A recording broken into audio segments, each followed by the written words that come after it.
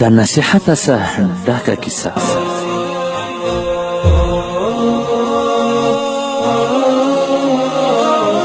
عزتمنو، دا کومه کیسه چې زه ستاسې سره شریکول غواړم، تاسې ته اورېدل غواړم، په ظاهره خو دا د تفریح د ګپې د شوخي یو کیسه معلومیږي، لیکن په حقیقت کې په دې کې ډېر پن نصیحت پروت دی. او کله کله داسې د تفریح او د شوخي خبرې کیسې باید وي چې زړه ته او دماغ ته آرام او خوشحالي نصیب وي.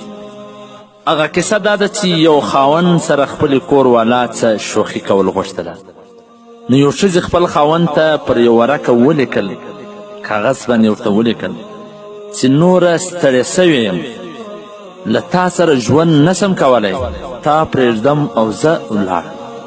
خط یې د کټ پر سر باندې کښېښود او خپله در کټ لاندې پټه سوله چې خاوند راسي هغه کم رد عمل ښکاره کوي. نو خاوند چې کله راغلی هغه ورقه یې راواخیستله، نو هغه ورق کې داسې خبرې لیکلې دي او د ویلو وروسته یې ښه په زوره زوره وخندله او پر ورقه او کاغذ څه ولیکل او بېرته یې پر هغه ځای باندې کښېښود.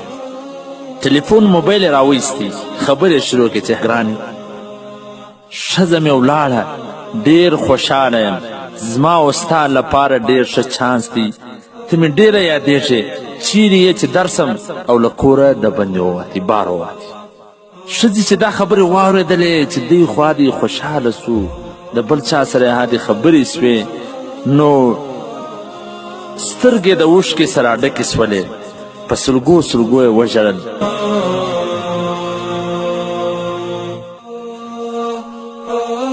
او په مات زړه سره یې هغه ورقه او کاغذ راواخیستې چې خاوند څه پکې لیکلي دي. نو کله چې خلاص کړي، خاوند پکې لیکلې وله چې لیونۍ له کټ لاندې ستا پښې ښکارېدې، زه ولاړم، ډوډۍ راوړم، ته د دسترخوان اماده کړه، مینه در سره لرم.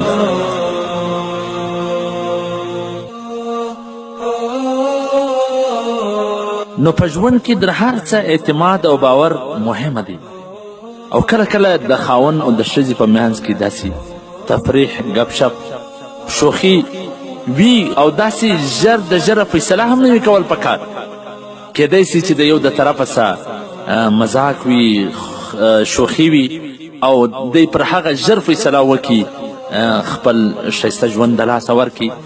نو پکار دا ده چې په هره فیصله کې تلوار نه وکړل سي، کله هر وخت داسې سات او شوخي هم نه وي، ځکه زموږ په پښتو کې وایي کله کله د ساته څه فساد جوړ سي، یعنې کله کله د شوخي د ګپ څه هغه شر او فساد جوړ سي.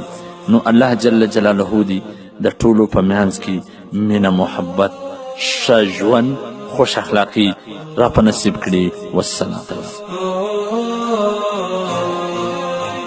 د مولوي عبدالرحمن صمیم صاحب د نشراتو څخه منتخبي رښتینې قصې.